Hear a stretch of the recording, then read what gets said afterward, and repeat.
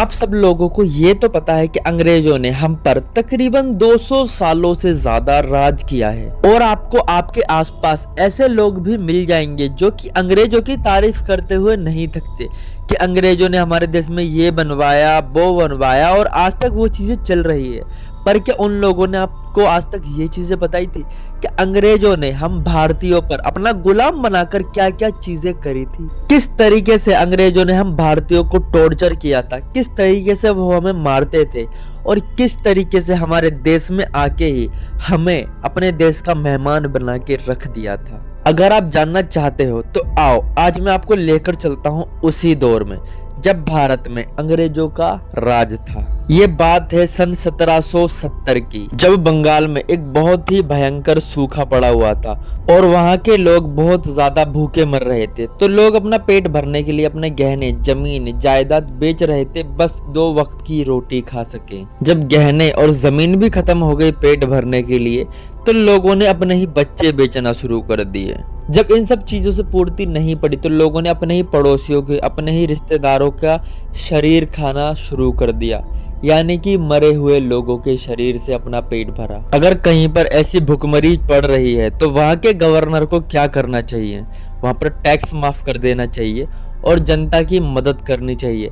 पर अंग्रेज का एक गवर्नर था जिसने ऐसा बिल्कुल भी नहीं किया, जिनका नाम वॉरेन हास्टिंग था। उन्होंने लोगों पर और भी ज्यादा टैक्स बढ़ा दिया और जब लोग टैक्स नहीं दे रहे थे, अपनी फसल का हिस्सा नहीं दे रहे थे, तो वहां पे गुंडे बुलाकर, गांव के डकैतों को बुलाकर उनको पीट पीट कर उनका हिस्सा छीना गया। अब आप खुद ही सोचो, जिन लोगों के पास खाने तक के पैसे नहीं है, फसल उगाने तक की जमीन नहीं हो पा रही है, इतना सूखा पड़ रहा है कि वो अनाज उगा नहीं पा रहे, उनसे टैक्स लिया जा रहा है। और सिर्फ बात यहाँ खत्म नहीं होती, उस साल सरकार ने उसी जनता के ऊपर 10% से ज्यादा टैक्स बढ़ा दिया था। कुछ लोगों ने फांसी लगाई, कुछ लोग कुएं में कूदकर मर गए और कुछ लोग तो भूखे ही मर गए, पर सरकार अपनी जिद पर अड़ी रही। बताया जाता है कि सन 1600 तक अगर आप भारत में आते तो इस दुनिया में 2 ही सबसे ज्यादा अमीर देश थे, एक भारत और एक चीन।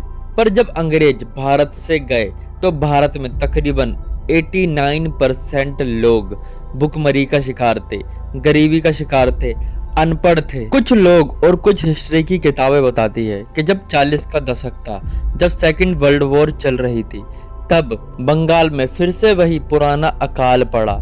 पर इस बार खाने को लोगों के पास अनाज तो था, पर अंग्रेज उनको दे नहीं रहे थे क्योंकि वो अपनी सेना के लिए अनाज बचा कर रख रहे थे। उस समय लोग भूखमरी के मारे तड़प तड़प के मर रहे थे, पर अंग्रेजों ने कोई एक्शन नहीं लिया। वो अनाज बचाए रखा अपनी सेना के लिए ताकि वो खा के युद्ध लड़ पाए।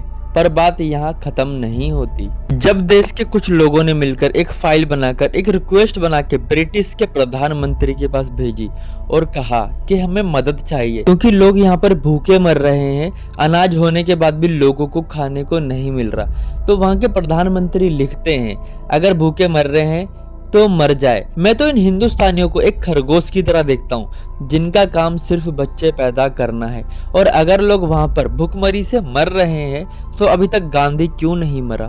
और जब अंग्रेज भारत आए थे तो उनके पास कोई नौकर नहीं होते थे, बल्कि उन्होंने हिंदुस्तान के राजाओं को देखा कि इनके पास तो नौकर है हर काम के लिए, तो उन्होंने हिंदुस्तान के लोगों को अपना गुलाम बनाकर अपनी नौकरी पर रख लिया।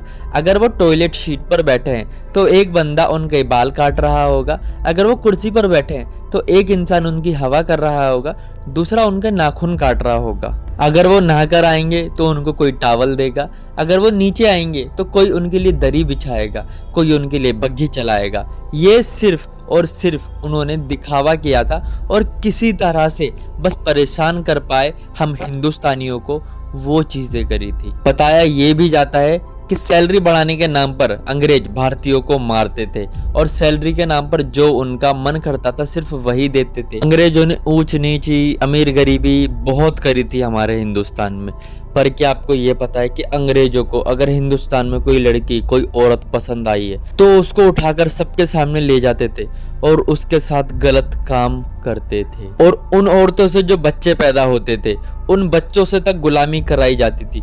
उन्हें कोई हिस्सा नहीं मिलता था और उन बच्चों को फौज में भी नहीं लिया जाता था। उन बच्चों को कहा जाता था या तो आप पूरे हिंदुस्तानी होने चाहिए या पूरे अंग्रेज, पर आप दोनों नहीं चलोगे। उन बच्चों को हमारे हिंदुस्तान का उस समय का समाज अच्छी निगाह से भी नहीं देखता था। वीडियो कैसी लगी है कमेंट करके जरूर बताना, और आप एक गाली कमेंट में अंग्रेजों के नाम लिख सकते हैं।